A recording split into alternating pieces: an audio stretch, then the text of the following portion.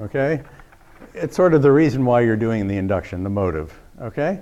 So the motive for the induction in this case is x, y, x equals y. Okay? That's the motive. The argument is x dot refl of x. That's the inductive step. And the thing I do that proof on is z. And now check. If I take sim and I plug in refl for any a, then by definition, that is j, and I'll miss out the motive, x dot refl a of x and a, and refl of a, because that's what I'm doing. And indeed, the definitional equality for j says that this is plug in a for x and refl of x, which is refl of a, which is what I started with, so we're right. Okay? So I've shown how to symmetrize now. A very amusing thing is going to happen in a second, but let's keep going. So now I've shown you that if you have a path, any path in a space, I can reverse it, and I'll call that sim of p or p inverse. Okay, yes? So is the idea that if we only had extensional identity, then we wouldn't be able, if we only had extensional rather than intentional identity, then we wouldn't be able to show this property. We wouldn't be able to show symmetry. Oh, sure you would. Would you? Yeah, and the reason is, think about it. If I'm working in extensional type theory, if I have a proof that A is equal to B, then I can say that A is judgmentally equal to B. And judgmental equality is axiomatized as an equivalence relation. So since A is judgmentally equal to B, B is judgmentally equal to A. And therefore I have an element, namely reflexivity, of identity BA for in the extensional case. Because I take the proof that A is equal to B, forget about it, turn it into the judgment A is equal to B, apply the symmetry of the judgment, so I get B is equal to A, and then I insert that back into forming a proof that that B is equal to A. Okay, but would you have less information? Well, yes, in a sense, because yes, you don't get to say something about these proof objects in the same way. That's what I said. In extensional type theory, you take a relentlessly propositional attitude toward equality. It either holds or it doesn't, and if it holds, it has certain properties. So you don't say anything about the structure of the proofs.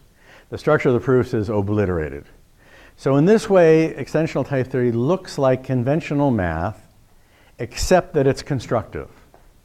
And the reason is we now know that extensional type theory is the theory of homotopy sets, discrete spaces from the point of view of homotopy theory. And so in discrete spaces, that's where conventional math is done. And so, of course, it looks like conventional math. So the reason extensional type theory is much more easy and familiar tool for mechanizing reasoning is because it is the ordinary conventional math working on sets. But if you want to work with richer notions of space, as we're going to be doing, then that no longer is applicable, and we need to have a richer framework. And then when we do that, we must do a lot of proof-relevant structure. Okay, yes? Is extensional identity bigger in any sense than intentional identity? Say that again, please? Is the extensional identity bigger than the intentional identity? I mean, could you prove more equalities? Well, you can prove more judgmental equality, certainly, just like by definition. You can say that right away. The inhabitants of the identity type for types that happen to be sets will be the same, I'm pretty sure. I have to think about this. It should be a conservative extension in that way. It's just that types aren't sets in general. The lesson of homotopy type theory is I'm building up to it. The punchline of this lecture is going to be types are weak omega groupoids. I have to get to that. That's where I'm trying to get. Yep. On the bottom of the board, you have sim z equals j sub x, y, x equals y. Why is that x equals y and not y equals x? Oh, it probably should have been y. It probably should have been, now, well, let me look at my notes. Okay, this is an example where I warned you I'm probably going to screw something up technically. Yeah, y is equal to x. Sorry. Because you're going to plug in a and b for x and y, so you want it to come out b equals a. Yeah, so who said that? I forgot who said it. You said that. So you're quite right. I made a mistake. Okay, I'm going to make some of these, more of these mistakes. I'm sorry. Okay. I struggled mightily yesterday because I do need to show you these things in order for you to understand it. On the other hand, there's a limit to how much I can pull off at the board without screwing it up hopelessly, and how much you can possibly digest. So I'm trying to walk a line here. Okay, it's tricky. Okay, but I do need to get you to see the details. Okay, now the next one is, which is the transitivity, is much harder. Okay, so I will show you this. But already we're in a fascinating situation where it's a theorem that the equality is symmetric. And it's going to be a theorem. So another proposition we're having here is we will say, in Form 1, we'll say equality at A is transitive. So in the usual way, you would say for every x, y, z in A, if x is equal to y and y is equal to z, then x is equal to z. I think I even stated that right. Okay? So that would be the usual kind of setup. That would mean that I'm showing that this type is true for every x, y, z, if you don't mind me stacking up my quantifiers like that. I'm saying the following type is true.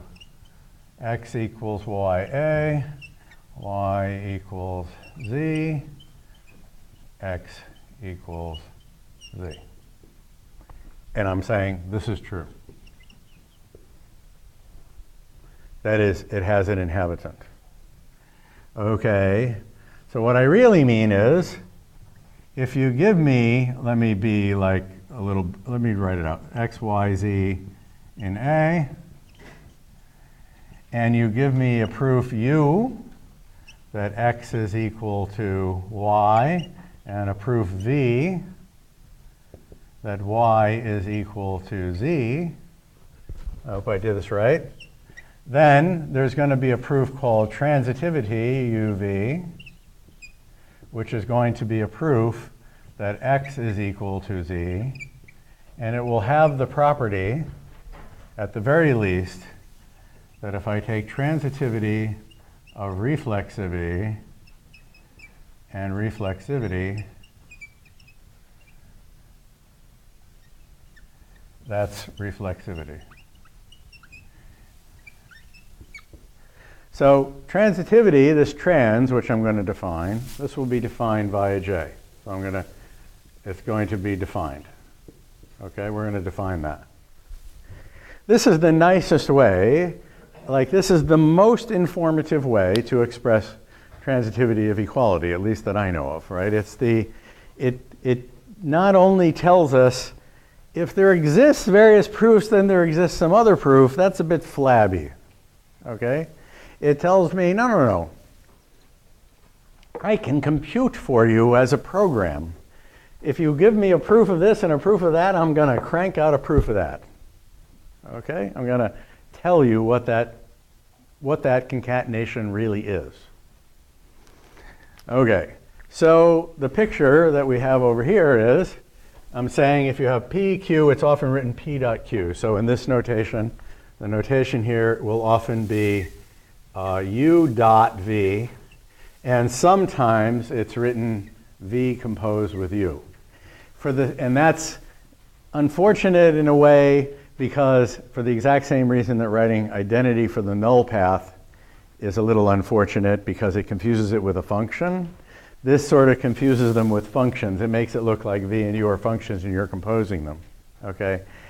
But there's a reason for this because of something that's coming up in a minute, okay?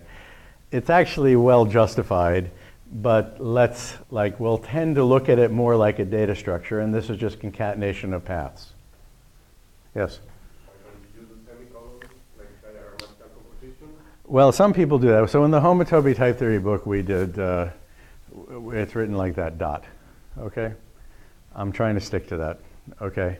So it just means path concatenation. So in other words, I'm tending to take a data structure-y viewpoint of the identity type. And the elements of that type are paths, and the things you can do with them are, like, amongst other things, slam them together. Naturally enough, paths in a graph have this structure, don't they? I mean, that's what's going on. So it should make sense to you that there's a null path and that you can, an undirected graph is one that is symmetric, right? So it just means you can reverse the edges, and a path in a graph is a concatenation of edges, right? Okay, so that's why we're using this terminology. Okay, so the question now is how to prove this, and now, oh, watch me screw it up, but let me give you the idea, and let's hope I don't screw it up too badly. Okay, so let me tell you a trick that you may or may not know, because the trick is relevant. It's a trick that comes up in many settings, it's not just here. It's called the Yoneda lemma, okay? When you're working with preorders, you want to show, all right, you can show that some kind of, let's write it, x is less than or equal to y. Your job is to show x is less than or equal to y. Here's a trick that works a lot, okay? It's amazing how often proofs can be made to work almost by magic by employing this trick. You can say, to show x is less than or equal to y, it's enough, it's necessary and sufficient to show that for every z, if z is less than x, then z is less than y. This is the trick. And that's the preorder form of what's called the Yoneda lemma in category theory. Okay? So you're sort of saying, in categories you want to say, to exhibit a map from x to y, it's enough to exhibit uniformly, so that's the idea of naturality, but it's an idea of to exhibit uniformly in z, any map into x can be turned into a map into y. If you can do that, then there's a map between x and y and vice versa. Why? Because suppose this is true on the right-hand side. Take z to be x and use reflexivity, which in the Yoneda lemma you say the proof is consider the identity, which is the proof that x is less than x. And then you will say, taking this to be x, you will get x is less than y. So this is sufficient for that, clearly. It's also necessary. Why? Because of transitivity, it's a preorder. So what I want to know is, if this is the case, why is this the case? Well, if z is less than x and x is less than y, then by transitivity, z is less than y. Okay? It's a very trivial remark, okay? But you'll be astonished, like, there are some puzzles I can give you, I'll have to think them up, like in lattices, where I ask you to prove this, and it's like, you're not really sure what to do, and the thing that makes a slick proof is you do this, okay? This happens really a lot. And then the steroidal version of that is Yoneda's lemma in categories, okay? So that's what so this is what we're going to do here, okay? So that, I just wanted to remind you that there exists this trick. Okay, so here's what I'm going to do. Okay, now watch me screw this up. I think I can do it. Okay, well, let's watch out. So what I'm going to do is I'm going to say, it suffices to show the following thing. Let me look at my notes, okay, because I guarantee you I'm going to mess this up. Okay, so, okay, it suffices to show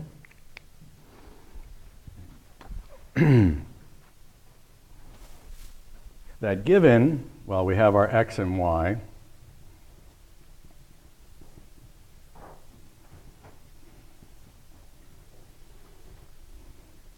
that there's a function, we'll call it g sub u, okay, whose type is going to be for every z in A.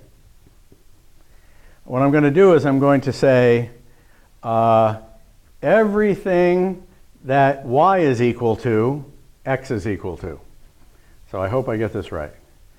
If y is equal to z, then x is equal to z. So I claim that that's sufficient. Why?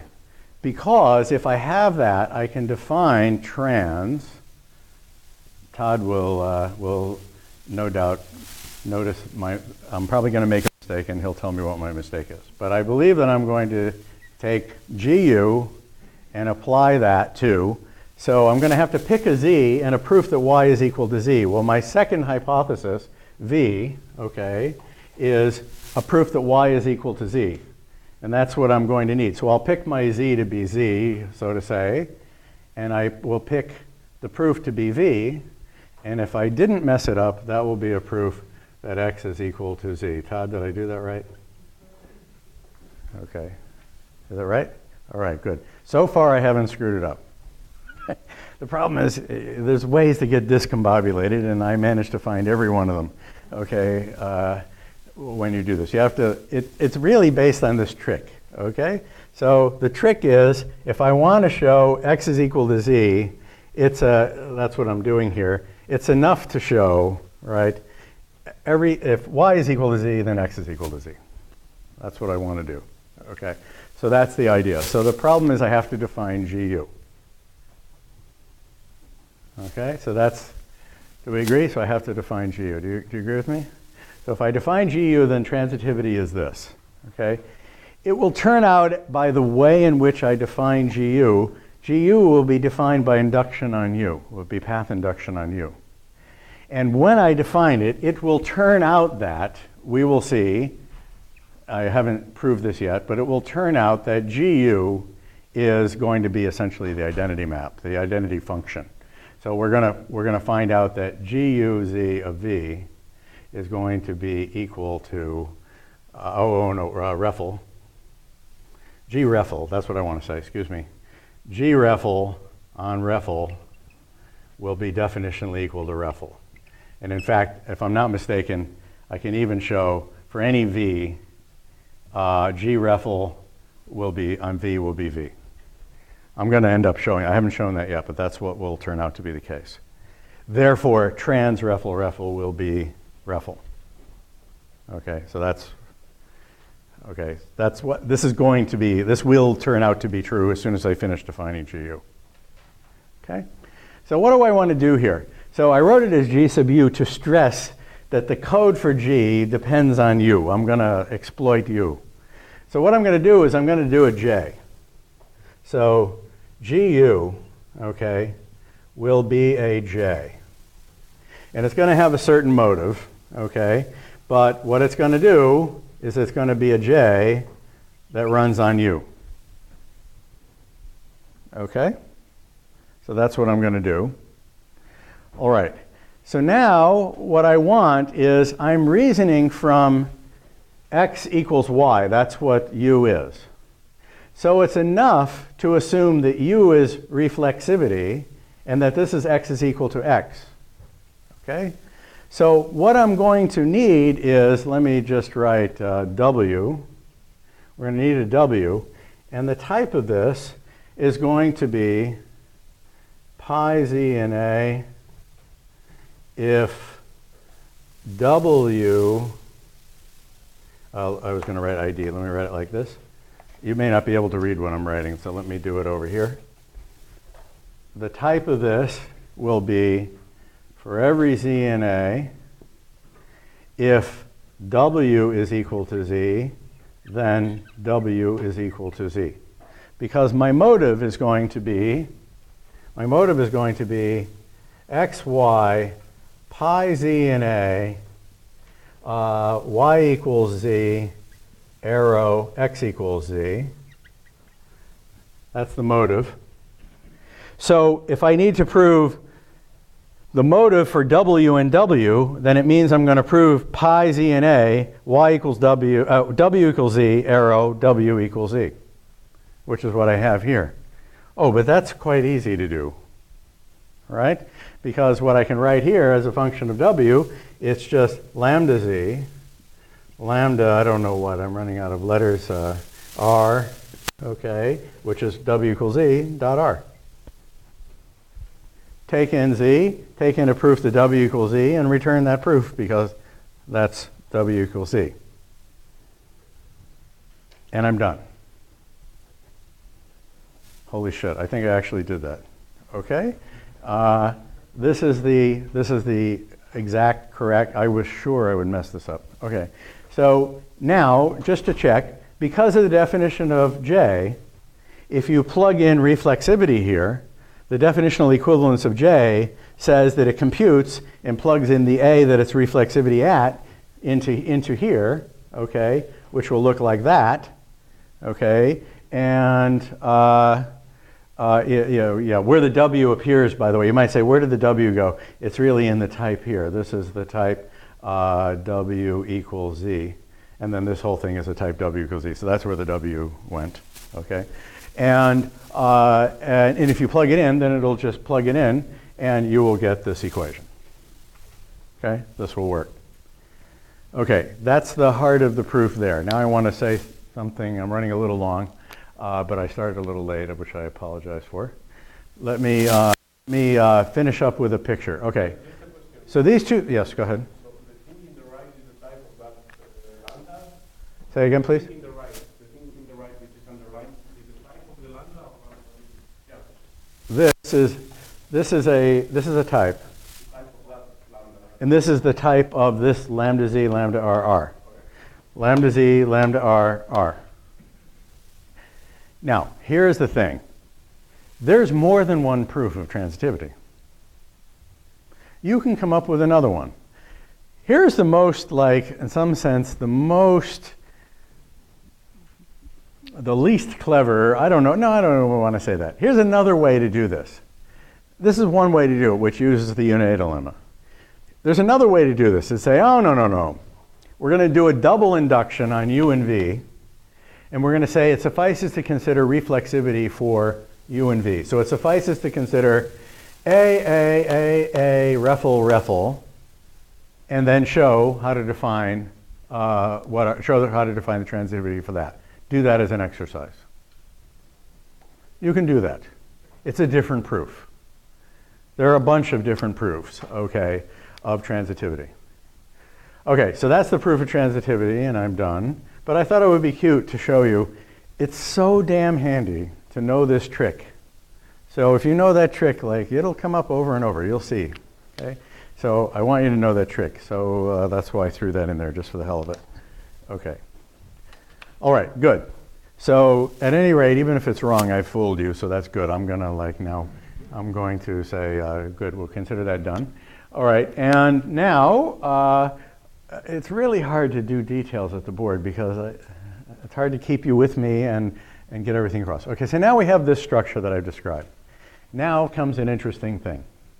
So the first thing you notice is what I've done is I've said, so to speak, that equality is an equivalence relation with evidence. Okay? And that structure is called, well, we're here, I'll just call it a pre-groupoid, what we have so far. And I'm going to show you what I mean. So when I have a pre-groupoid, what it means is it's an algebraic structure in which I have an identity element, refl. I can write refl of A, all right, like this. I have a notion of inverse, and I have a notion of composition, multiplication. So this is my multiplication. This is my notion of inverse, and this is my notion of identity element or unit element. Let's call it unit. How about to avoid overloading the word identity? Okay. It starts to look a lot like the structure of a group. But it's not a group because the endpoints of these things are different. They go from one space to another, right? So we go from A1 to A2, and then A2 to A3, and then we get from A1 to A3. So they kind of live all over the place with respect to these identities. But they have this kind of group-like structure, which is called a groupoid. And I'll say a pre-groupoid. And the reason it's a pre-groupoid, I can now set up as follows. I can draw a picture. So the notion of a pre-groupoid is this. So that's the existence of these structures, which I've now exhibited to you, is a pre-groupoid. That is, I've shown you in a proof-relevant way that equality is an equivalence relation by exhibiting this pre-groupoid structure. Okay, now comes, I'm going to finish on this note. Now comes an interesting thing. you can feel already where I'm going. I want these to satisfy some algebraic laws. Okay? So to be a groupoid means that they behave properly. Okay? And what it means is this. If I'll write a little bit of shorthand, Reffel inverse has to be equal to Reffel. So, well, let me just write them down. You would expect that, right? You would expect unit element. So if I multiply with the unit element, I do nothing. If I multiply on the right with the unit element, I do nothing. So I expect that. I expect the inverse property, and I expect associativity.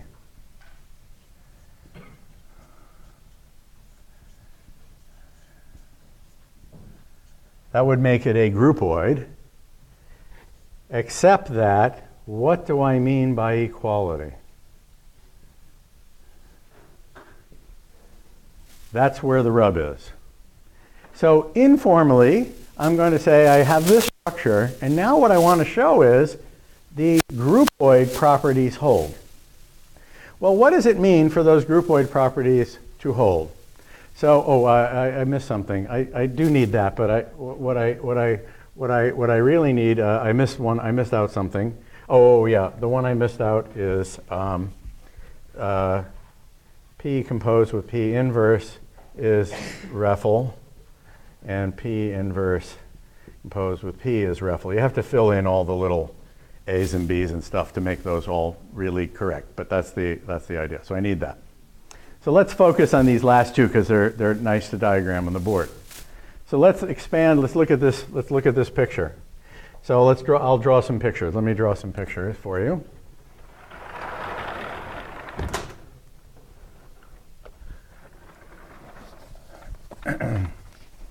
Because this is where the fun begins.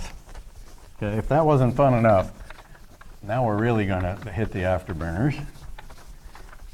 And I'll show you something that will probably blow your mind. Okay, so let's do that. So let's look at something like this. Think of these as paths in a space. If I walk from here to here, okay, we can give these names. I probably don't need the names, but let's give them names. And I do P here. We've said that there's also a way to walk backward, which we'll call P inverse. And there is, in fact, a way to stay where you are, which is called Reffel, and I always have trouble drawing that. Okay?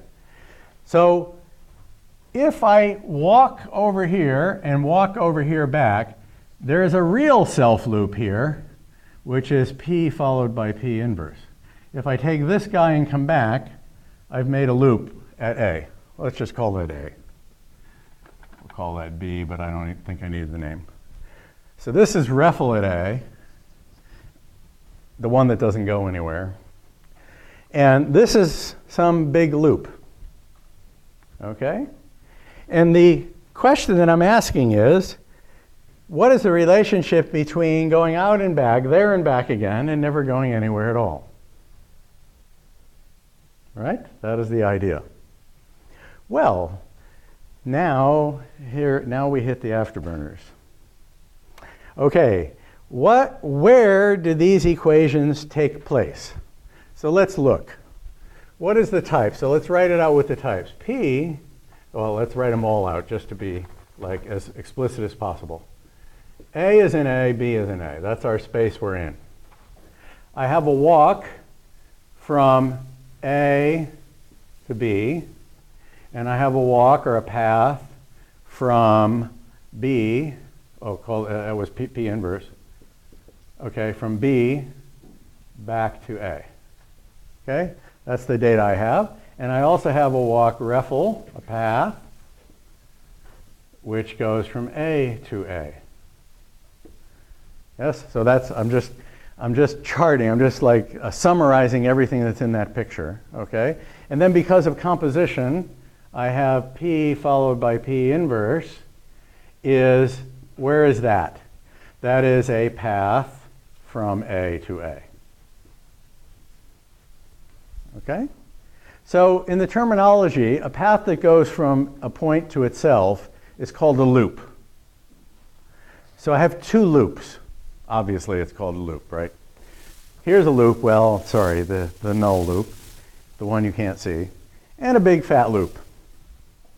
Now here is the greatest thing ever, okay? These things are types, okay? A equals A is a type. This is called, this is the loop space at A, okay? This, by definition, is the loop space of A based at A. And this is the loop space at A based at A. This is called the loop space. Okay? It's the type of loops that go from A to themselves. A lot of times people will think of the A, like we'll think of what are called based types, types that come with a distinguished point, and then you just talk about the loop space in that type. But here I'll just say, without going to base types, we'll just say for any type, you talk about the loop space based at A. Okay?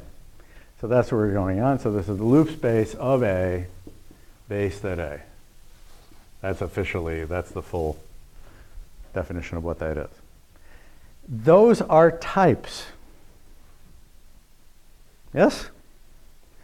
Therefore, it makes sense to talk about whether these loops, which are points in these types, are or are not equal.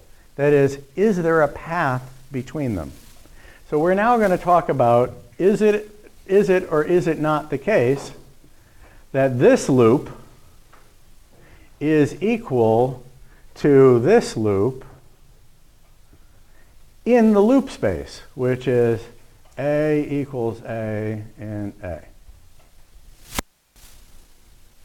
Because this has that type, this has that type, and it makes sense to ask, are these equal?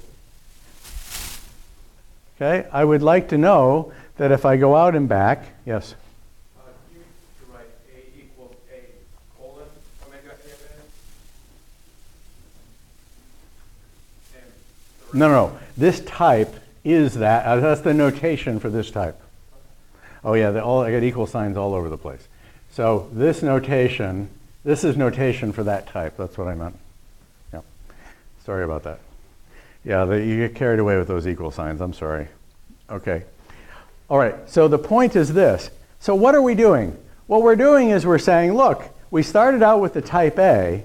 Now let's look at, so this was all in A. We can look at it in A. But now we pass to the loop space at A, which is another type. And in here are points. One of the points is REFL at A. Another point is P concatenated with P inverse.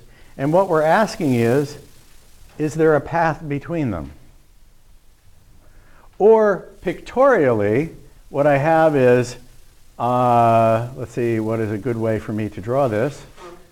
I have the REFL, that's one point, and I have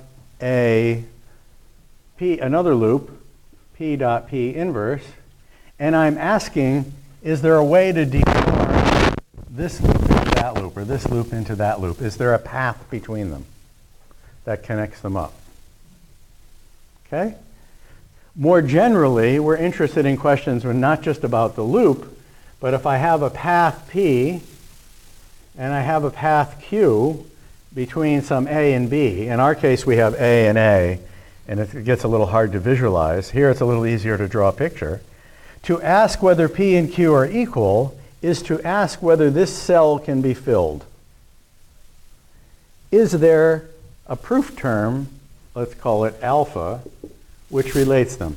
And this surface here would be alpha. Another way of depicting it that is very useful is you can think of this as a map between maps called alpha that is a continuous deformation of the path P can be moved along in the space of paths to Q. So the reason we draw a surface in here is to indicate that it is possible to slide P along that surface to get to Q. If there were no surface, so to speak, if there were no alpha, that would correspond to a hole in the space. And there's notation that people use for that. I think Peter Fried did it. It's punctured. He would write, I think, something that looks like that. I think that's the notation.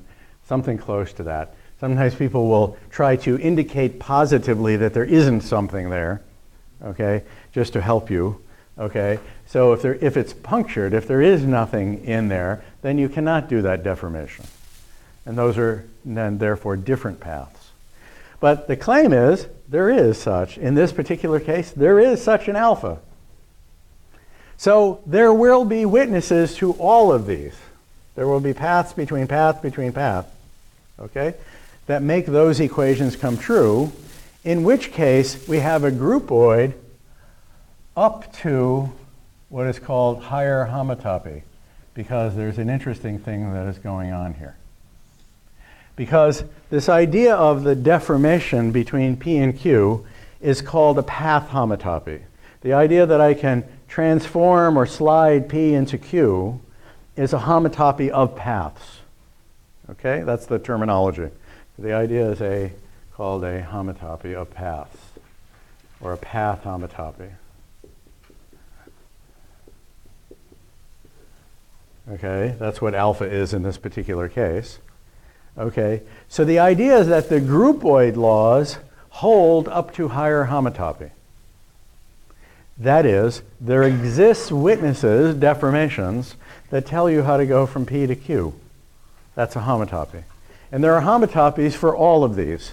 That is, we can fill in, and it's all in the hot book, we can fill in code for each one of these. And now comes the mind-blowing thing. We'll get there. So those can all be filled in. So these equations hold up to higher homotopy. They don't hold definitionally.